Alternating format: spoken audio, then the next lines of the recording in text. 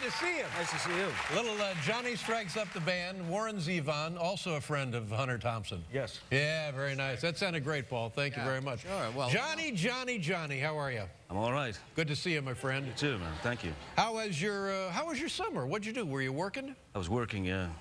Making movies? I made a film, oddly, yeah. What film did you make?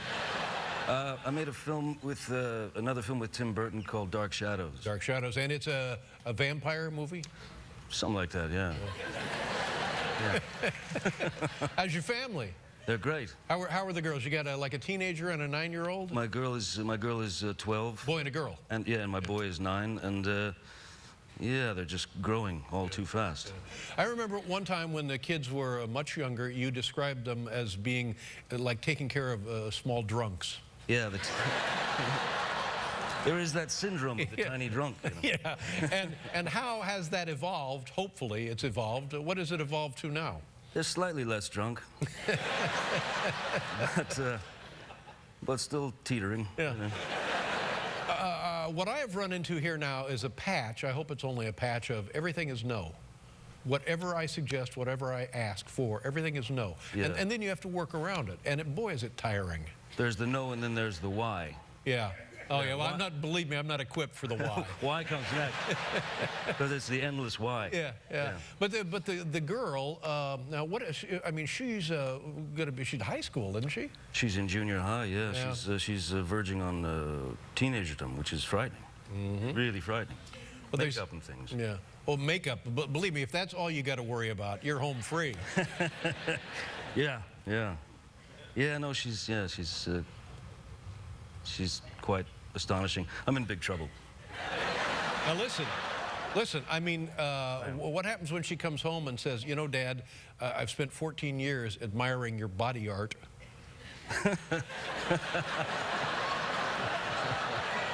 What do we do then, Johnny?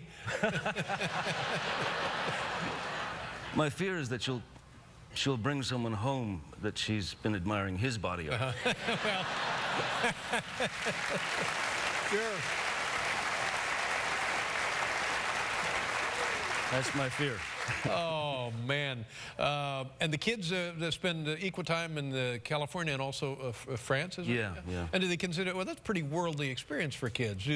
Does it show, does it manifest itself, or are they just kids? Well, I mean, they speak French, right? Yeah, they're bilingual, and it's it's immediate. They don't they don't have a American accent when they speak French, or a French accent when they speak American. Do you know when they dream? Are they dreaming in French or English? You know, I don't know that. Yeah. But I sometimes dream in French. You dream in French, yeah. Well, I've been told that that's a sign that you have absorbed the language as your own. Yeah. Yeah, good for you.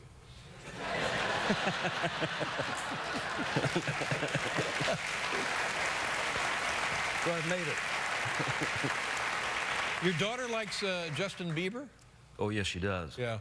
But I'm not sure anyone's daughter doesn't. Yeah. And do they know? I mean, you're in show business, he's in show business. Have you all gotten together? There is that weird connection. Yeah. I've met the young man, and a very sweet kid. And, how did you happen to meet him? Well, he was playing a concert, you know, and my daughter Lily Rose was desperate to go to the show, and so we got tickets and passes and things like that, and brought her to the show and introduced them, and it was quite, you know, astonishing to see her child in this kind of like frozen. Really? Really in awe? Oh yeah. Now, do you remember when you were her age, having somebody with that effect on yourself? No. Yeah. And what is the word belieber? What is do I have that right, Justin Lieber? What is it? Well, that's is that his name in German? Is that what it is? It's Herr Bieber. I know. I was kind of struck with that word. You know, I was doing a press conference for, I think it was for Rango, and out of nowhere, one of the journalists in the audience asked me if I was a belieber. And I thought maybe he'd had some sort of... That's what I think. Really? Yeah, that would not be a bad guess. I was confused, and then, you know, synapse fired. Yeah. And I understood what he was saying. So I said, yes, of course, I'm a huge believer. Right. And then, about 3.5 seconds later, to the right of the room, Justin Bieber enters. Now, how do they do that? What is Exactly. Yeah. I don't know if we you know, we summoned him up. I don't know what it was. I'll bet that's what it was. Maybe. I think that's what it was. Yeah, something not quite right about that dynamic. He was just there. Yeah, just there. Now, I was I'm fascinated with Hunter Thompson and your friendship with him, and the movie I saw last night, as a matter of fact. Oh, the premiere. How did the premiere go? It went very well. Now, I know you are uncomfortable watching yourself work on screen. What did you do? I didn't watch it. Yeah. Now, we have this picture. Now, if there had been a crime, this would be damning evidence. But this is you entering the premiere. Are you all right? He was giving me the Heimlich maneuver. Yeah, I see that. It was a piece of animal flesh stuck in my throat. Uh-huh. And Everything's fine now. it's all good, yeah. Yeah. Well, I want to tell you, I don't mean to tell you how to do your business, but this photo right here, this will sell tickets. This is all you want right here. But now, in the movie, we see you without tattoos. Yeah, there's a brilliant makeup man who covers these things So up. you had to go through the makeup every day all over your body. Well, most days when you're without your... Yeah, when you're standing there in your boxers. Yeah. I had to get all covered up, yeah. This Hunter S. Thompson, a friend of yours, you met him late in his life. Yep. And we were talking about this earlier. In the literary firmament, contemporary literary firmament, where would we place Hunter S. Thompson?